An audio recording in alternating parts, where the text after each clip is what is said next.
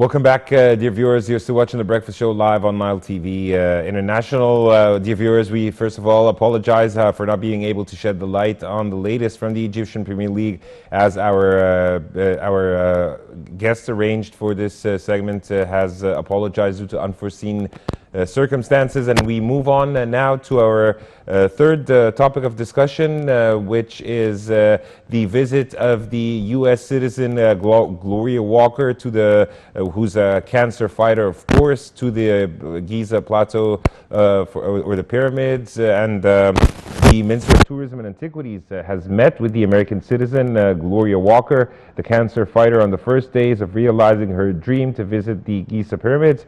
And Dr. Khaled Al-Anani, the Minister of Tourism and Antiquities, was keen to meet Mrs. Walker on the first days of realizing her dream to visit the Giza pyramids, where the minister received her in the Sphinx region, which was opened for her on an exceptional basis. And to shed more light on this topic, we're most delighted to be joined over the phone by Mr. Yehia Abdul Qader, a tourism expert. Very good morning, Mr. Yehia, and thank you so much for joining us.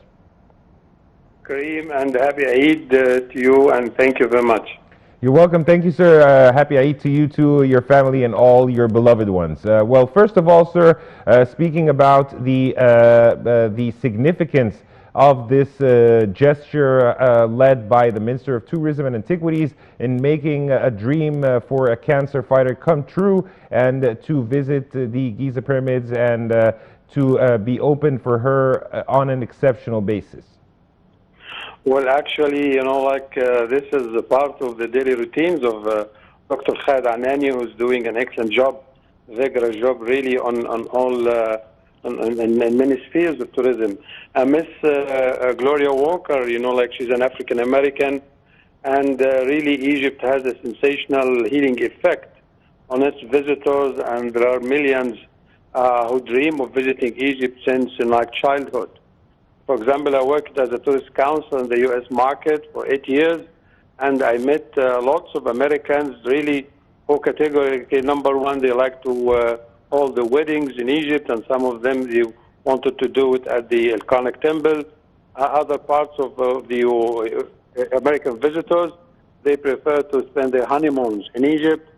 And number three, the terminally ill, like Miss Walker, really, they know that Egypt has a healing effect because of its history, of its spiritual values. We're three great religions, like Judaism, Christianity, and Islam, flourished in Egypt, apart from the monotheist, aspirations of King Akhenaten. So really, Egypt has this strong value that giving a feeling and a healing effect. And we thank Dr. Al-Anani for making the dream of Miss Gloria come true and do all the arrangement, on a special trip for her. Mr. Yehia, I'd like to ask you about your expected or anticipated impact of this visit on the tourism industry in general. Well, really, as you know, this is going to be well publicized, in American media. And I'm sure that Miss Gloria Walker, when she went, through all the phases of medical treatment, and she would like to come to Egypt, and she will feel blessed, and I don't want to exaggerate, some patients, when they come to Egypt, they feel healed and they feel better, and there are many books and articles and documentaries about that. This is one of the aspects of the Egyptian civilization. And really, we thank Dr. Al-Anani and the Tansiqiyya, Shabab, Ms. Nariman and Hazim, who arranged it for the trip for Ms. Walker and his son, who has been working tirelessly, to collect, the funds to make her trip come true. And again, since we, April 3rd, we conducted the royal parade of the Egyptian queens and kings, from Cairo Museum to Al Fustat. Egypt has been receiving, worldwide media and acclamation for the perfect, transfer of the royal mummies to the 22 royal mummies to the museum. So we are gaining, the fruits of our hard work and the dedication of the Egyptian people and Dr. Al-Anani and his crew. Mr. Yahya, if you can walk us through the major developments that the tourism industry had witnessed recently, and also if you can also give us some idea about how can the Ministry of Tourism and Antiquities further boost its efforts to promote tourism in the country. Well, actually, like the ministry, and its affiliates, are working tirelessly, to promote tourism. For example, the Russian ambassador, he held a press conference last week in Hurghada with the governor of the Red Sea to announce, the homecoming of the Russian visitors back to Sharm el-Sheikh and Hurghada. And they're going to be dedicated, special terminals at the Hurghada International Airport. And there's going to be 2 flights per day, one to Sharm and one Hurghada. And again, we'll be having 5 flights direct from Moscow to Cairo and an extra flight from St. Petersburg to Cairo. This is as early as next month, inshallah. So we've been working tirelessly. We've seen, just last year and a half, we opened 6 more museums in Kafr al-Sheikh, Sharm el-Sheikh, the Al-Fustat Museum of Civilization, the private sector joint operation with the Ministry of Tourism to open Hurghada Antiquities Museum, and the restoration process, of Magra al-Uyun and, the Qubbat al-Imam Shafi'i, recently last week. So all this adds up to the picture that the government is very keen to promote its heritage, antiquities, and the Ministry of Tourism has been working hard to make sure that the hotels, resorts in the Red Sea region and all over Egypt and Nile cruises is safe and immunized.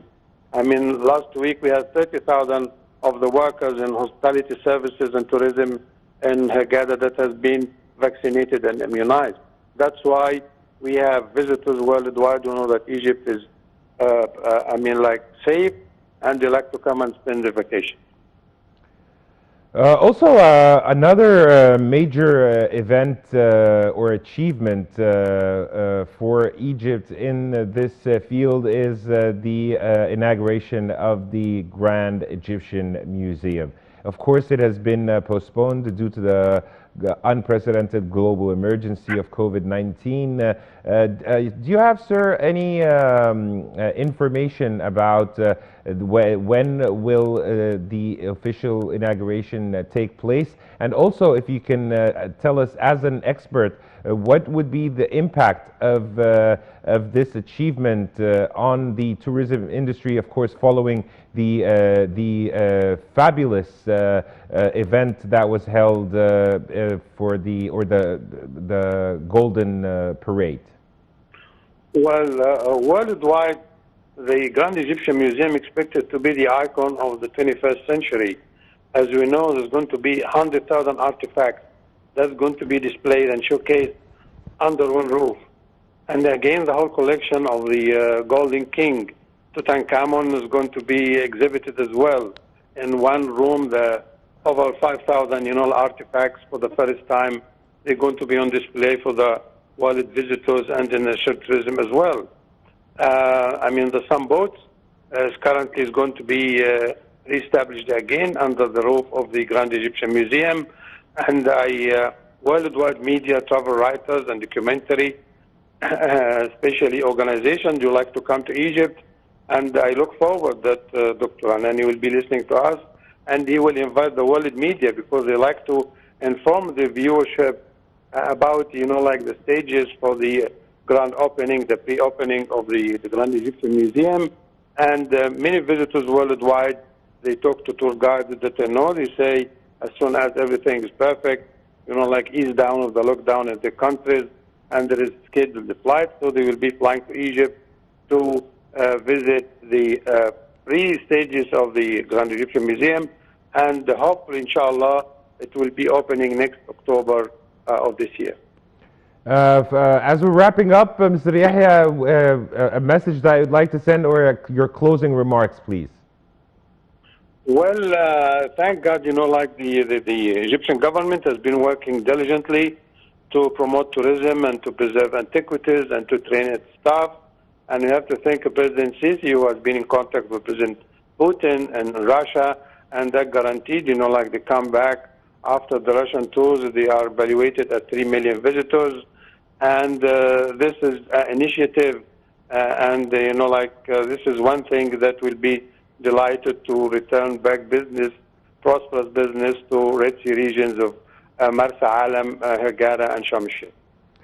Mr. Yehia Abdul Qader, a tourism expert, as always, we really appreciate your insight and thank you so much for joining us on The Breakfast Show. Dear viewers, by this, we wrap up today's episode. And just a quick recap of what we discussed. We talked about the National Institute for Governance Sustainable Development and its cooperation with the Ministry of Planning and Economic Development. And we also talked about the visit of a U.S. citizen and who was also a cancer fighter to the Giza Plateau or the Great Pyramids of the Giza, and her meeting with the Minister of Tourism and Antiquities, Dr. Khaled Anani. And dear viewers, you're in the company of myself, Karim Jamaluddin, and my colleague Amal Mukhtar. Until we meet again, this is goodbye.